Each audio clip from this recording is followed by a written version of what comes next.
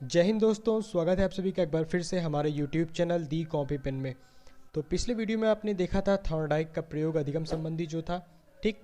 तो आज का जो हमारा नया वीडियो है वो है पावलोव के सिद्धांत पर, ठीक है दोस्तों, जिसको हम लोग कहते हैं शास्त्रीय अनुबंधन का सिद्धांत।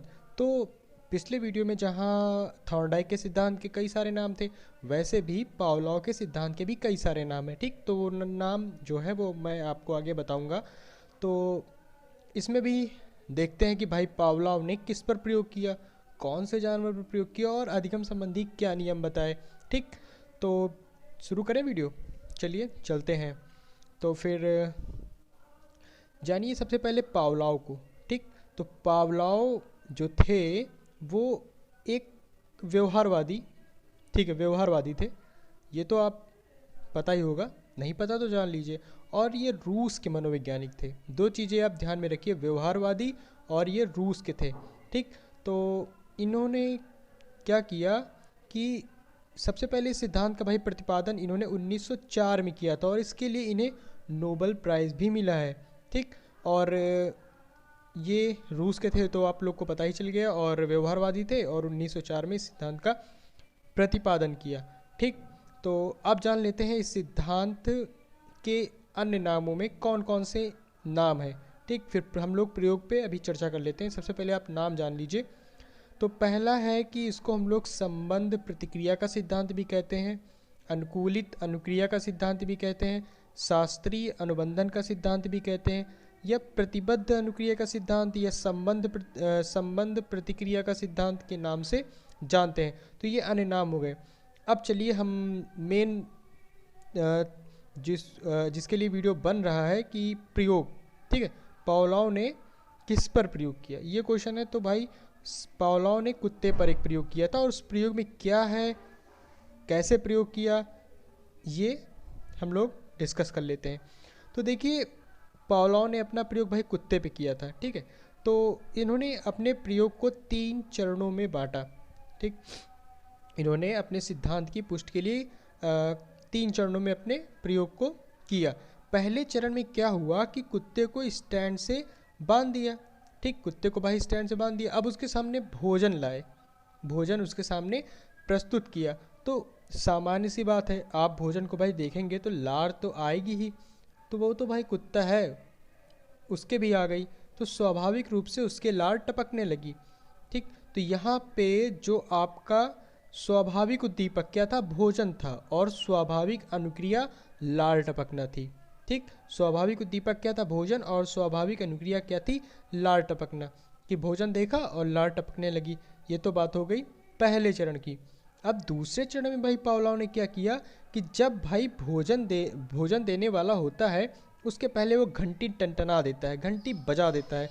तो भाई अब ये घंटी बजाने की जो प्रक्रिया थी भोजन देने के पहले, कई दिनों तक इसको कंटिन्यू रखा, दोहराता गया, ठीक, दोहराता गया। अब क्या था, मतलब ऐसे करते करते उसने देखा कि भाई जब मैं घंटी बजाता हूँ तो कुत्ते की जो लार होती है वो टपकने लगती है, ठीक।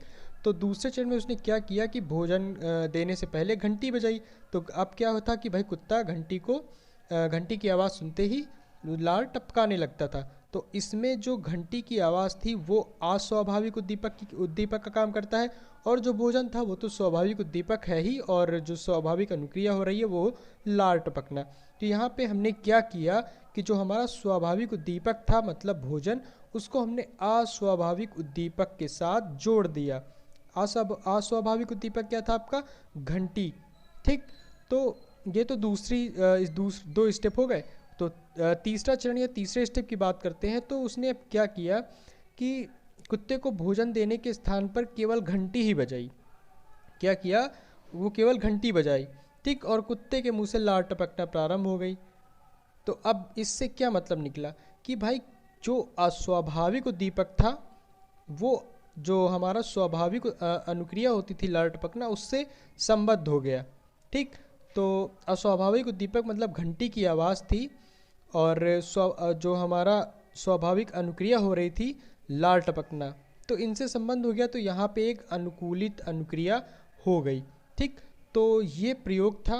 आशा करता हूँ कि ये समझ में आया होगा आपको, ठीक, कि भाई पहले क्या किया, भोजन नॉर्मल दिया तो लार आई, उसके बाद उसने भोजन देने के पहले घंटी बजाई, ठीक। तो काफ़ी दिनों तक यही प्रक्रिया कंटिन्यू रखी, ठीक। उसके बाद उसने क्या किया, सिर्फ घंटी बजाई, तो क्या हुआ, तो कुत्ते के मुंह से लार टपकना प्रारंभ हो गया, ठीक। मतलब कुत्ते को पता चल गया कि भोजन देने के पहले घंटी बज रही है, तो उसका एक वहाँ पे संबंध हो गया अस्वाभाविक उद्दीपक से, ठीक है, और जो उसके स्वाभाविक अनुक्रिया हो रही थी। तो यही हमारा सिद्धांत था अनुकूलित अनुक्रिया का, ठीक।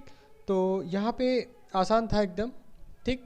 तो कुछ क्वेश्चन इसमें यही बनते हैं कि किस पर प्रयोग किया और इसके अन्य नाम क्या हैं, ठीक। और बाकी ये भी पूछ सकता है कि इसमें स्वाभाविक उत्तेजक क्या था, तो भोजन था, और स्वाभाविक अनुक्रिया थी लार निकलना। तो बाकी और ये सिद्धांत जो पावलोव है ये किससे संबंधित है, व्यवहारवाद से संबंधित है।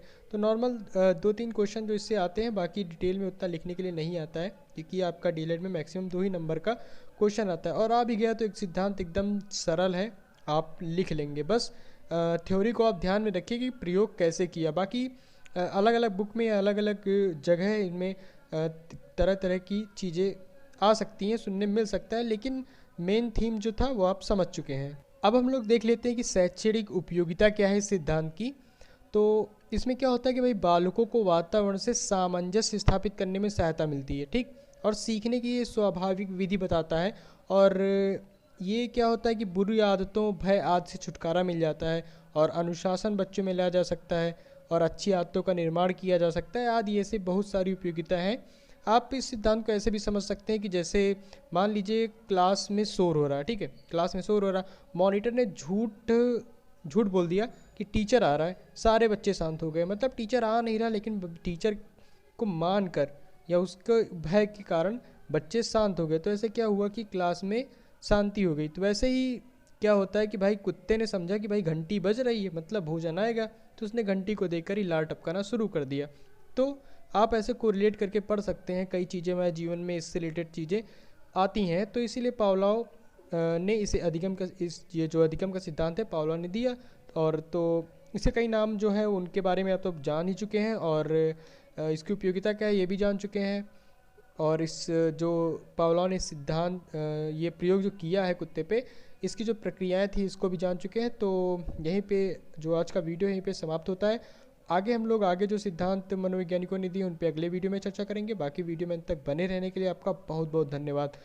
और लाइक शेयर कमेंट ज़रूर करें, और ज़्यादा से ज़्यादा चैनल को सब्सक्राइब भी करवाएं। ये आप लोग की भी रिस्पॉन्सिबिलिटी है कि चैनल को सब्सक्राइब जरूर करवाएं, ठीक है, जिससे मैं और अच्छे अच्छे वीडियो बनाने के लिए प्रेरित हो सकूं। तो मिलते हैं हम लोग अपने अगले वीडियो में, तब तक के लिए धन्यवाद।